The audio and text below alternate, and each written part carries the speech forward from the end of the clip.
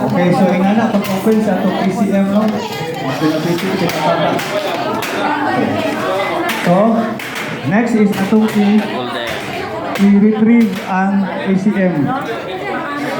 Retrieve ang ACM together sa iyang mga peripherals.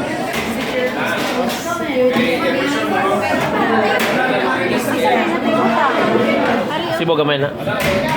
Dito cellphone. Ato na to bika sa tapos sila diba? Nay lista ana. Lista may ato tanawon, unahon. Kanang lista.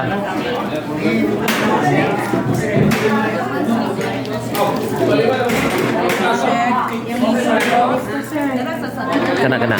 Okay, kung ano no, ang ACM o ang paan, yung mga peripherals, atong libutan sa sound ang paan, ang ACM keys para di kayo nasa gaban sa operation, hands-on practice.